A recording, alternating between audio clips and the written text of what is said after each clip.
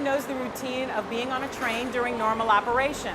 But what do you need to know if you're on a train during an emergency? Behind the scenes, there are people and plans in place to help you in the event you're on a train during an emergency. CTA operates a safe system and provides more than 1,800 train trips every day. The vast majority of those trips occur without incident. But if you're on a train that experiences problems, you need to know what to expect, what emergency features are already in place in the subway or on a train, and what you may be asked to do. CTA has added signage, lighting, and other features to enhance the safety in the subway. Safety features in the subway include signage that directs customers to the closest emergency exit. There are emergency walkways upon which the customers can walk to the closest emergency exit, and they're equipped with handrail. Also note that all exits have signs with the street address and stairs that lead up to street level. We have blue lights affixed throughout the subway. Those blue lights are places where telephones are located. Now, at those telephones, the passengers have the ability to push one button and they're able to talk directly to our control center.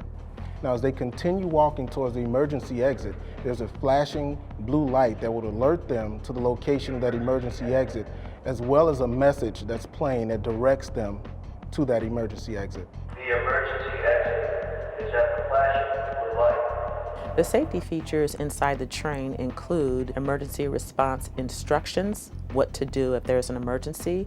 There are speakers within each train car that the motorman, the operator in the train, can communicate to the customers through. And then there are doors that pass from train car to train car should the operator provide instructions for the customers to leave one train car to another. They have the ability to safely pass through.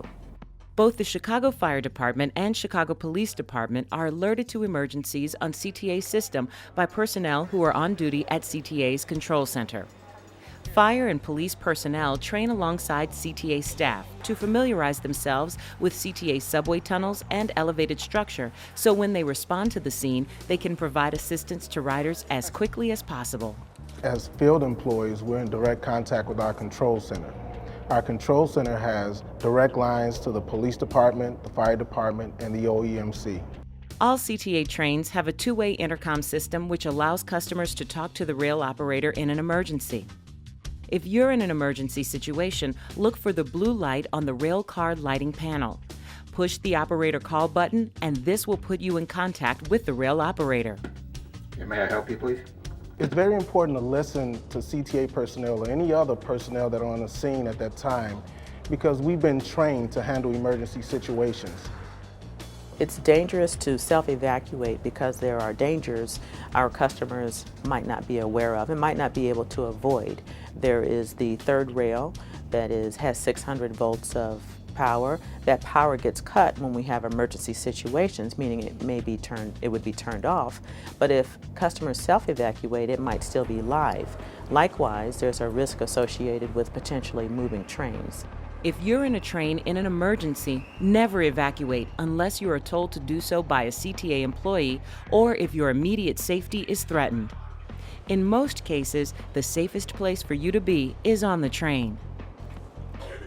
Attention passengers, this train is being taken out of service. We'll be evacuating the train along the emergency walkway. I need someone to volunteer to lead the passengers. How about you, sir? Thank you. If it ever becomes necessary for you to evacuate a train, CTA or emergency personnel will ask you to leave the train in one of 5 ways. If the train is located completely in a station, you will be directed to step out of the side doors onto the platform. If the train is located only partially in a station, you will be directed to pass through the end doors to the portion of the train that is in the station and then use the side doors to access the platform. If the train is located out of a station and there's no nearby train, you will be directed to exit using the side doors to the emergency walkway located at track or platform level. If the train is out of the station and there is another train on the same track, you will be directed to use the end doors to access the other train. If the train is out of the station and there's another train on the adjacent track, you will be directed to walk through the train to the designated car where you will cross over to the other train. For your safety, CTA does have some do's and don'ts for evacuations. Do's include: familiarize yourself with evacuation procedures. These are posted in each rail car. Stay calm and listen carefully to CTA or emergency personnel instructions. The don'ts are: do not open the doors. If the train is in motion, this would be extremely dangerous. If the train is not moving, then the rail operator has made the decision not to open the doors for passenger safety. Also, never touch any tracks or rails, even if you've been told the power is off. For CTA, safety is our #1 priority. And one of the things we want to do is encourage our public to continue to ride CTA. So when you're aboard our train system, you can feel safe that we've already spent hours, countless hours, training and preparing for any type of situations that could come about. In order to ensure the safety of our passengers and our employees, CTA has training programs for our employees. We have exercises where we practice different types of emergencies and how to react. And we also monitor our programs for effectiveness and are looking constantly for opportunities to improve them. CTA continues to review and enhance its procedures designed to keep customers safe in an emergency. Helping you make your connections, I'm Jeanne Sparrow. Thanks for watching.